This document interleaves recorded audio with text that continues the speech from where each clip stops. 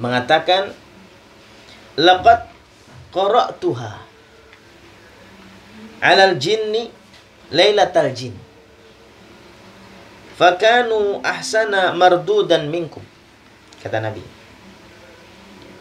laqad sungguh-sungguh qara'tuha, aku membacakan surah Ar-Rahman ini, 'alal jin, kepada bangsa jin.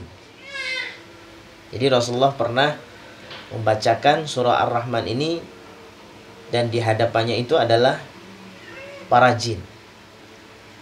Lailatul Jin, sampai saat itu disebut oleh Nabi Lailatul Jin karena malam itu khusus untuk bersama dan membersamai bangsa jin.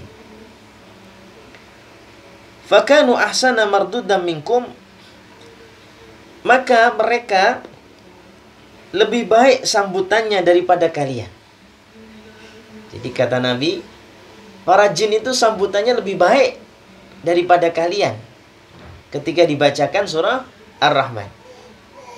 Oh, kok bisa? Jadi kata Nabi, sambutannya bangsa jin itu lebih baik daripada para sahabat itu ketika dibacakan surah Ar-Rahman. Para sahabat terdiam, bingung juga ini. Kuntu kullama ataitu ala qoli.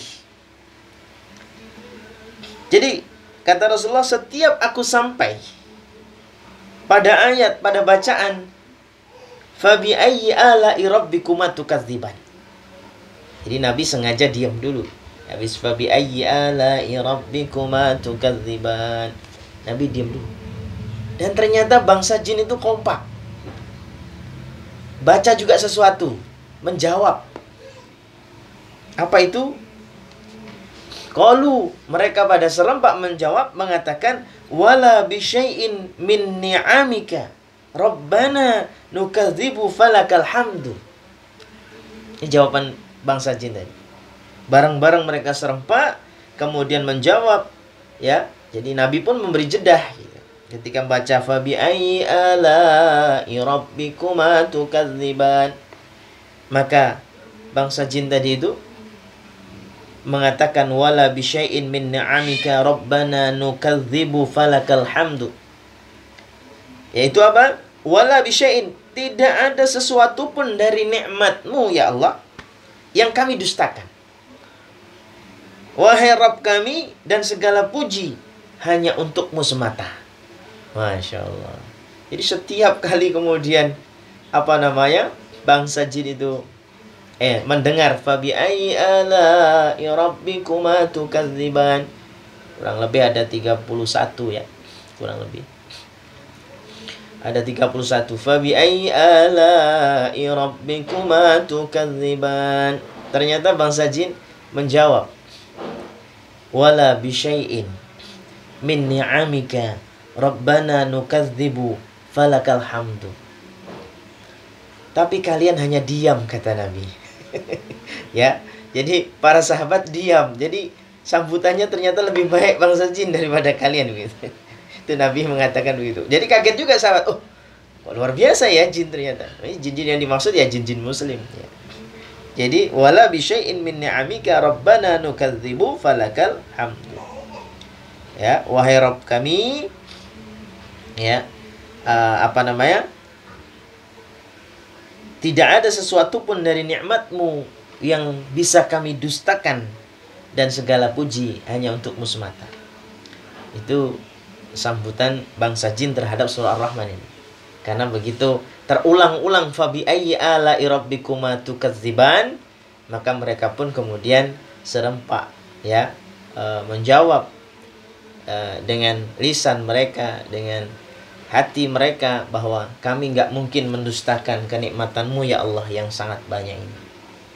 Ya Allah, ini adalah salah satu bentuk juga pujian Nabi terhadap bangsa jin ketika kemudian mengapresiasi ya bangsa jin, di mana mereka pun punya keimanan yang kuat juga, punya rasa di mana mengagumi terhadap Al-Quran, kemudian takjub terhadap Al-Quran, dan benar-benar mengimani Allah SWT setulus hati.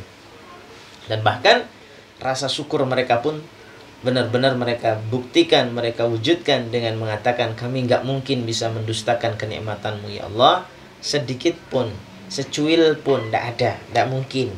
Falakal hamdu, dan semuanya saya kembalikan falakal hamdu, pujian hanya untuk-Mu semata. Nah ini Masya Allah. Ini apa namanya, muqaddimah dari surah Ar-Rahman ya. Bapak Ibu yang dirahmati Allah, nah sekarang kita baca ayat 1 sampai ayat 4. Syukur-syukur bisa kita hafal. Ya, syukur-syukur bisa kita hafal ayat 1 sampai ayat 4. Silahkan dibuka surah Ar-Rahman Al-Quran ya. Di surat ke-55, juznya 27. Ya, kita baca ayat 1 sampai ayat 4. Nah, syukur-syukur bisa dihafal. Kan enak kalau sedikit-sedikit ya. Nah, ini namanya tafhim. Tafhim itu memahami. Karena penting sekali, apalagi kita yang Indonesia ya. Nah, ini meskipun tidak harus mendalami khusus kaitan dengan bahasa Arabnya, tapi paling enggak kita memahami bahasa Arabnya Al-Quran ini. Tafhimul Quran, memahami Al-Quran, yaitu surah Ar-Rahman ayat 1 sampai ayat 4 dulu. Kita baca terlebih dahulu. A'udzu billahi minasy syaithanir rajim. Enggak, silakan meskipun di mute enggak apa-apa, yang penting baca di sana ya. Atau dibuka juga apa-apa. Kalau mute-nya mungkin dibuka boleh. Bismillahirrahmanirrahim. Ar-Rahman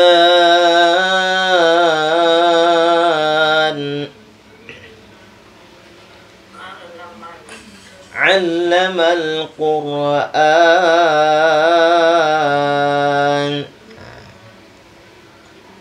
khalaqal insan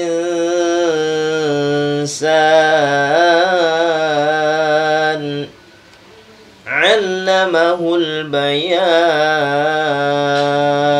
Nah, baik. Sampai ayat 4 aja. Sekarang kita pahami makna dari surah Ar-Rahman ini. Ya, kita tadi sudah menyebutkan muqaddimahnya. Ar-Rahman. Ar-Rahman ini dimaknai kurang lebih ada 3. Dalam makna di sini maksudnya penafsiran para ulama ya. Yang pertama, Ar-Rahman ini karena berasal dari wazan. Wazan itu timbangan di dalam nahwu ya. Ada kata fa'lan, fa'lan yang maknanya adalah penuh, artinya sangat banyak. Artinya bahwa Ar-Rahman itu meliputi rahmat Allah yang sangat luas, yang sangat banyak, yang penuh meliputi seluruh makhluk hidup. Artinya mencakup kepada seluruh makhluk hidup. Sifat apa? Sifat rahmahnya itu. Makanya kata Ar-Rahman ini memang seakar dengan kata Rahman Rahim gitu ya, biasanya begitu. Rahman Rahim. Jadi kalau Rahman Rahim, kalau Rahman sering diartikan yang maha pemurah atau yang maha pengasih, Rahim yang penyayang. Ya, kalau Rahman dan Rahim ini disatukan nanti punya kesan yang berbeda. Yaitu bahwa Allah itu yang pengasih, yaitu Ar-Rahman, lalu kemudian Ar-Rahim penyayang. Wa kana bil mu'minina rahima. Khusus orang-orang yang beriman, kata Allah, dilimpahkan sayangnya. Jadi disayangi oleh Allah. Ya. Nah, tetapi kalau disebutkan secara sendiri, maka dia kembali kepada asal dari kata rahima, yaitu rahmat. Rahmat itu ya isinya kasih sayang. Ya kasih ya sayang. Karena dia disebutkan sendiri. Kalau disebutkan seperti Bismillahirrahmanirrahim, itu sebutkan 2, Ar-Rahman, Ar-Rahim, maka punya kesan makna yang 2, berbeda.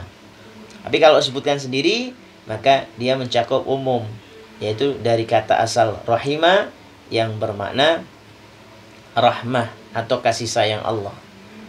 Jadi makna pertama adalah bahwa dimaknai sesuai dengan kaidah nahwunya, yaitu fa'lan yang bermakna penuh rahman, artinya menunjukkan rahmat Allah yang sangat luas, yang mencakupi, yang meliputi seluruh makhluk.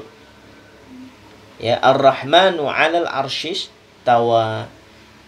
Rabb yang maha pemurah, yang tinggi di atas arsy.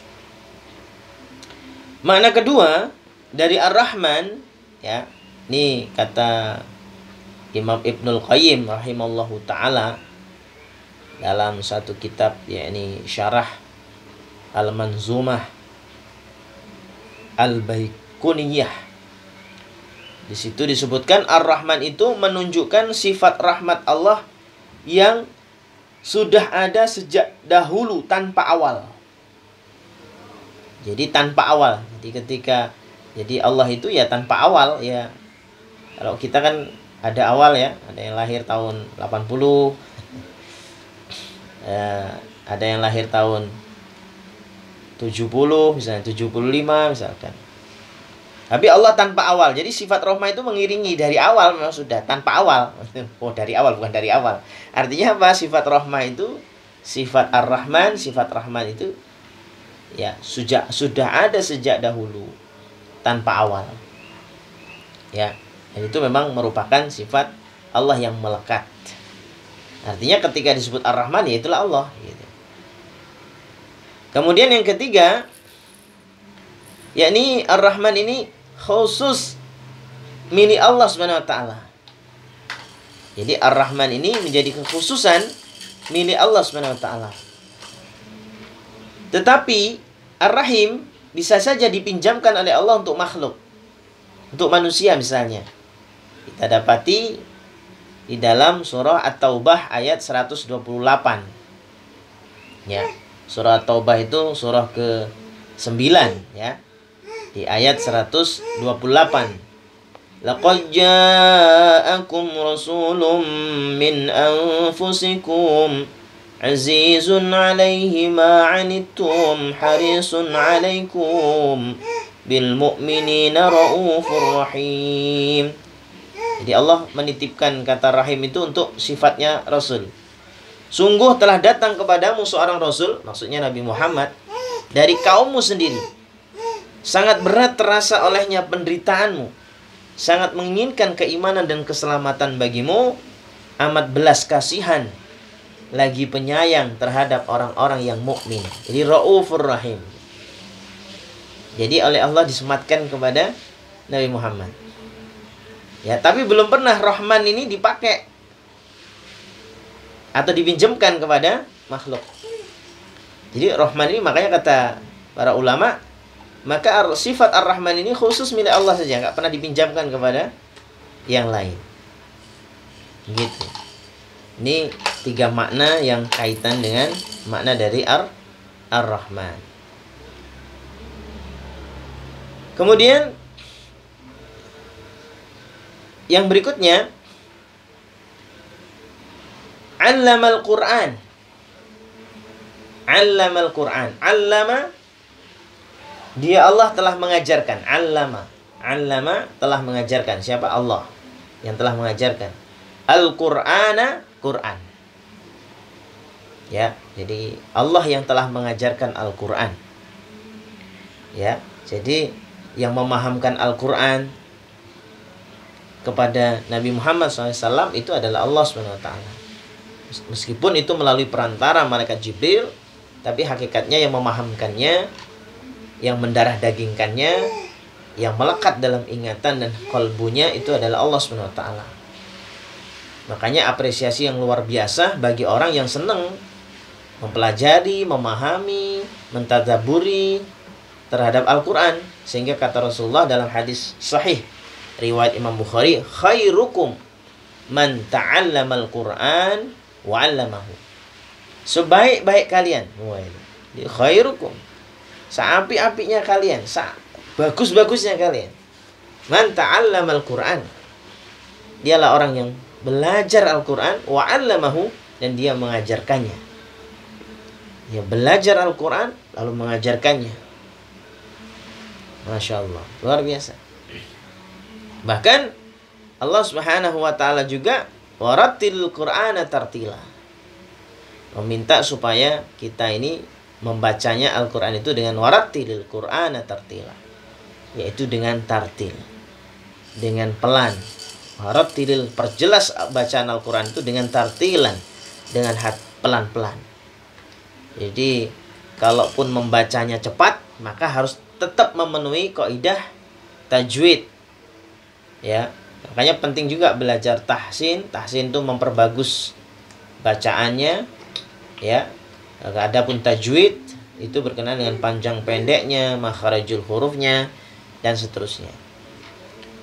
Bahkan tidak tanggung-tanggung, ya, orang yang kemudian benar-benar serius, ya, membacanya, mempelajarinya, itu oleh Nabi dihargai betul, artinya diapresiasi yang luar biasa. Ahabbun nasi fil qiraah ilallahi aqaluhum anhu. Orang yang paling dicintai oleh Allah, orang yang paling disayangi oleh Allah dalam membaca Al-Quran adalah yang paling mengerti apa yang dibaca, paham apa yang dibaca. Itu ternyata itu juga terdapat di dalam tafsir Imam Al-Qurtubi.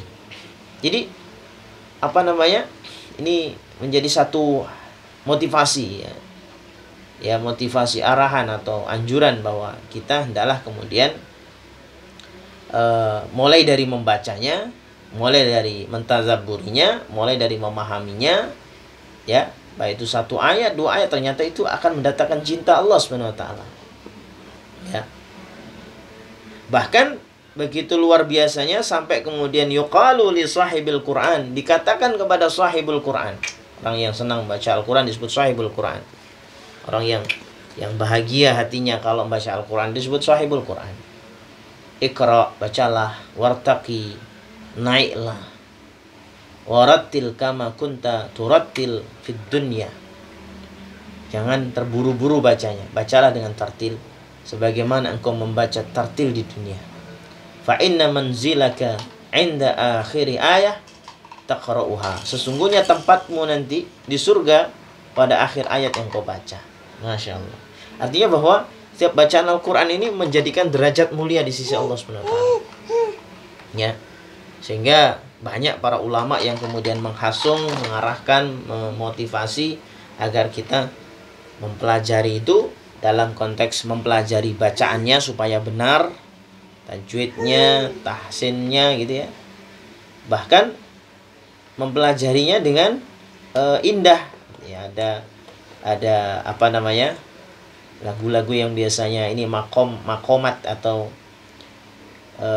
yang sudah ada tausihnya, ya. Tausihnya itu misalnya Nahawan, kemudian Bayati, kemudian Soba, Hijaz, itu ada beberapa yang udah. Dan itu tidak salah, artinya boleh, karena itu juga lagu-lagu yang memang dipopulerkan oleh para ulama. Zayyinul Qur'ana bi aswatikum. Ya, ini juga Rasulullah menyampaikan bahwa hiasi Al-Quran dengan suara-suara indah kalian. Jadi kalau Al-Quran itu malah kita buat suara kita jelek-jelekin, malah justru tidak boleh. Malah justru kita ya disuruh perbagus. Makanya kiai-kiai dulu itu menganjurkan untuk gurah, gitu ya. Gurah itu membersihkan dahak-dahak yang ada di saluran pernafasan ya. Jadi dahak-dahak dikeluarkan biar suaranya menjadi lebih halus, suaranya menjadi cempling, gitu ya. Suaranya jadi lebih indah karena suaranya nggak bercampur dengan dahak, gitu ya. Dan nggak gampang batuk, gitu. Bahkan sampai kemudian Rasulullah juga mengatakan laisa minna man lam yataghanna bil Quran, kata Nabi. Bukan termasuk golongan kami orang yang tidak melakukan bacaan Al-Quran. Maksudnya melakukan di sini bukan melakukan lagu-lagu ini ya, langgam-langgam Jawa, Sunda, itu tentu tidak benar. Ya. Orang di zaman Nabi saja dulu lagu-lagu syair itu sudah ada. Lagu-lagu syair itu sudah ada. Dulu ada lagu-lagu seperti Tala'al Badru Alaina, itu dari dulu sudah ada. Zaman Nabi sudah ada. Ya, itu untuk ketika menyambut Nabi itu ya. Itu lagu-lagu syairan itu sudah ada, lagu syair-syair itu sudah ada tapi nggak pernah ada satupun riwayat atau yang kemudian menggunakan itu. Bismillahirrahmanirrahim. Nggak benar kayak gitu. Ya, jelas akan keliru nanti ya. Makanya kalau ada pertanyaan, bagaimana kalau seseorang menggunakan langgam Jawa, langgam Sunda ataupun Sumatera dan sebagainya, ya, itu tentu menyalahi, tidak dibenarkan karena akan merusak daripada kaidah nanti tajwidnya dan seterusnya. Apalagi kok sampai diiringi musik, ya itu jelas nggak benar ya. Nah, ini. Jadi Masya Allah. Sehingga inilah juga kemudian motivasi dari Fudail bin Iyad rahimahullahu ta'ala, bahwa beliau mengatakan innama nazzalal qur'anu liyu'mala bihi fattakhadhan nasu qira'atahu amalan. Sesungguhnya Al-Quran itu diturunkan untuk diamalkan, akan tetapi manusia menjadikan membacanya sebagai amalannya saja. Jadi artinya bahwa kita juga bukan hanya membaca saja, tetapi memahaminya. Nah, itu penting ya, karena kalau hanya sekedar cara mengamalkannya itu membacanya, artinya tidak berusaha untuk memahami. Lalu kemudian kalau sudah tidak berusaha untuk memahami, otomatis ya tidak mengetahui isinya ya. Kalau sudah tidak mengetahui isinya, ya bagaimana mau mengamalkan dalam kehidupan sehari-hari? Jelas akan kesulitan. Sehingga anjurannya bagaimana kemudian memahami ya, 1 ayat, 2 ayat, 3 ayat, 4 ayat ya, sebagaimana yang pagi hari ini kita lakukan, memahami ya, atau disebut dengan tafhimul Quran. Itu pembahasan kita. 'Allamal Quran. Jadi Allah yang mengajarkan Al-Quran. Khalaqal insan. Khalaqa, telah menciptakan. Al-insana, manusia. Khalaqal insan, dialah Allah yang telah menciptakan manusia. Jadi rangkaian ayat ini ya, Allah ingin menunjukkan bentuk rahmatnya, kasih sayangnya itu. Di antaranya Allah mengajarkan Al-Quran. 1. Yang kedua, Allah khalaqal insan. Allah ciptakan manusia. Ini bentuk rahmat, bentuk kasih sayang Allah SWT. Jadi diciptakan manusia itu sebagai bentuk kasih sayang Allah SWT. Ya, jadi Allah yang menciptakan manusia. Qul huwallazi ansha'akum wa ja'ala lakumus sam'a wal absara wal af'idah qalilan ma tashkurun. Kata Allah, dialah Allah yang menciptakan kamu, yang kemudian dilengkapi dengan pendengaran, penglihatan dan hati, supaya kemudian dengan hati itu bisa bertambah iman di situ, tertambat iman di sana, muncul keimanan di sana. Tetapi apa kata Allah? Qalilan ma tashkurun. Sedikit sekali di antara kalian yang kemudian bersyukur kepada Allah SWT. Masya Allah. Jadi oleh Allah diberikan satu kritikan ya, bahwa manusia itu ternyata sudah diciptakan oleh Allah, dilengkapi dengan pendengaran yang baik, penglihatan yang baik, hati yang baik gitu ya. Tapi ternyata syukurnya itu sedikit gitu ya. Syukurnya itu sedikit. Nah ini. Nah, kemudian kaitan dengan tahapan penciptaan manusia. Ini barangkali kita juga harus tahu ya, kaitan dengan tahapan penciptaan manusia. Karena di dalam Al-Quran itu sering kita dapati, misalnya di ayat surah Al-An'am ayat 2. Kata Allah, huwallazi khalaqakum min tin. Ya, dialah Allah yang menciptakan kamu dari tanah. Ya, ada juga di ayat yang lain, inni khaliqun basyaram min salsalin. Ya. Jadi sesungguhnya aku akan menciptakan seseorang dari tanah liat yang kering. Ya, jadi min salsalin min hama'im masnun, dari lumpur hitam yang dibentuk. Di dalam surah Al-Hijr ayat 28. Artinya ayat-ayat ini di mana kemudian dimulai dari tin ya, tin itu adalah tanah.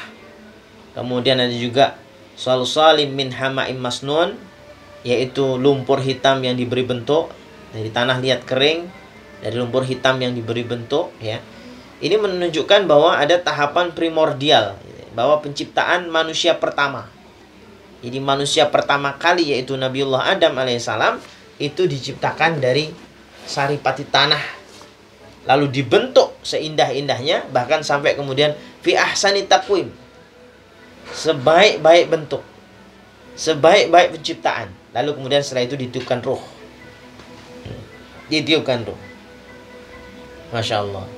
Jadi ini manusia pertama. Yang dimaksud di ayat ini adalah manusia pertama. Adapun kemudian kita, tahapan manusia berikutnya setelah Nabiullah Adam, Hawa dan seterusnya ya.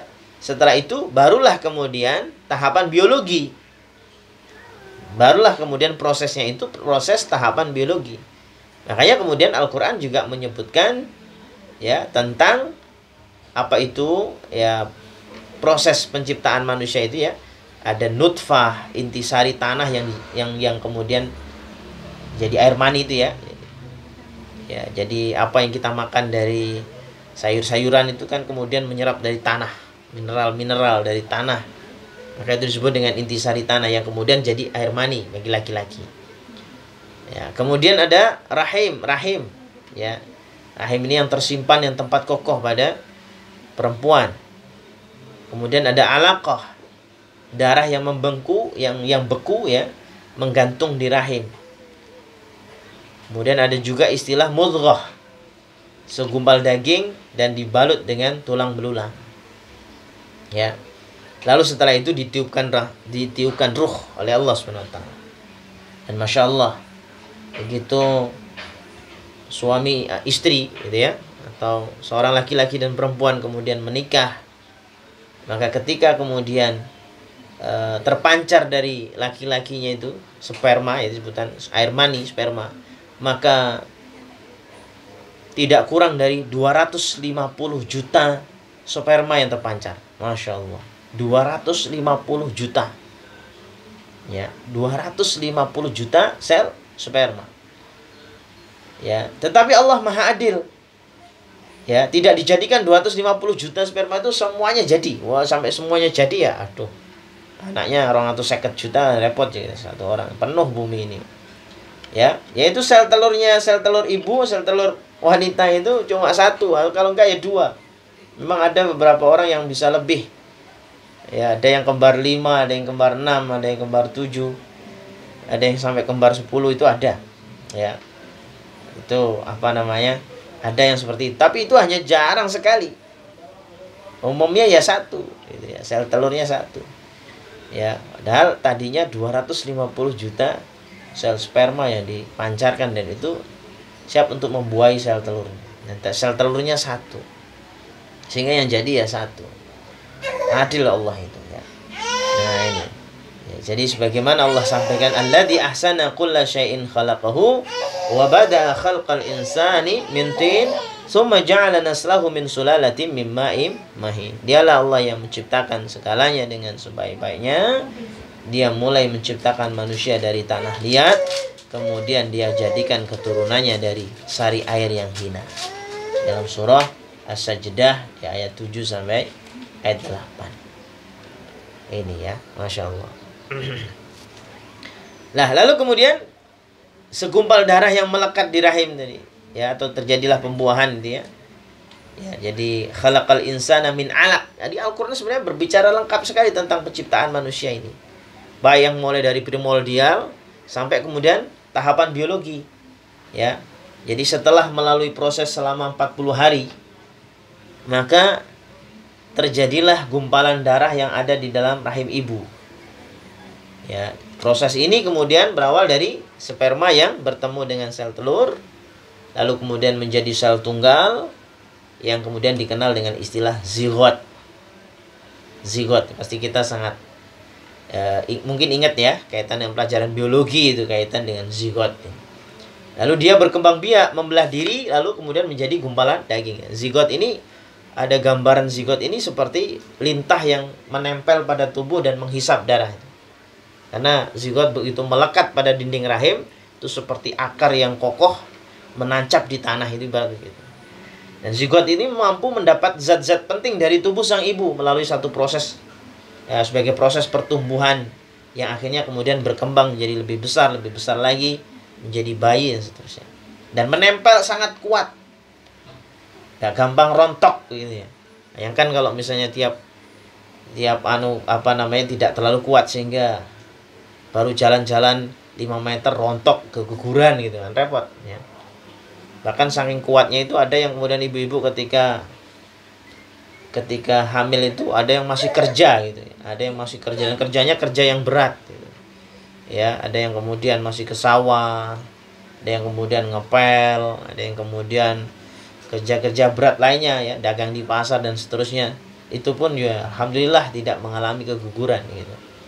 Masya Allah, itulah Allah yang maha adil. Tapi ada memang kasus-kasus yang mungkin tidak banyak ya, beberapa orang yang kemudian mengalami kondisi rahim yang misalnya lemah atau apa sehingga kemudian mengalami keguguran.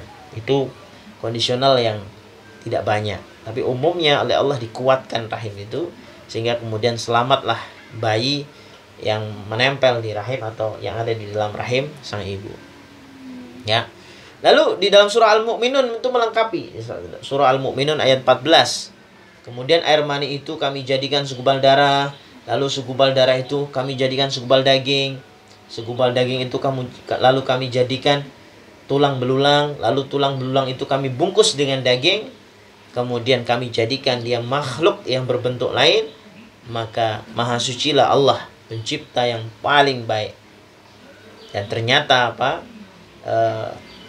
teknologi modern kedokteran paling mutakhir saat ini ya itu mengakui tentang kebenaran urutan dari Al-Qur'an yang menyebutkan seperti itu. Sehingga para ahli embriologi ya kemudian menyatakan bahwa benar memang tulang dan otot itu bentuk secara bersamaan ya. Dan ini sangat persis seperti yang disebutkan di dalam Al-Qur'an. Subhanallah, luar biasa. Ya, gitu. Jadi itulah dahsyatnya Al-Qur'an ya, 14 abad yang lalu yang dimana dunia kedokteran ya belum berkembang seperti saat ini, tapi ternyata kemudian justru menjadi landasan ilmu atau keilmuan dari kedokteran modern terkait dengan penciptaan manusia ini. Masya Allah, luar biasa. Gitu ya. Nah, kemudian Bapak Ibu yang dirahmati Allah, ya. Ada pertanyaan ya? Langsung ya. Baik. Apa hikmah dari proses penciptaan manusia itu? Hikmahnya ya, kalau kita dapati dalam surah Ali Imran ayat 190 sampai ayat 191 ya. Inna fi khalqis samawati wal ardi wa ikhtilafil laili wan nahar la ayatin li ulil albab. Jadi sebenarnya Allah itu sangat menginginkan manusia itu menjadi ulul albab. Artinya manusia-manusia yang bisa mengenal kebesaran dan kekuasaan Allah SWT dengan baik melalui apa yang Allah ciptakan di muka bumi ini. Mulai dari as-samawat, mulai dari al-ardi,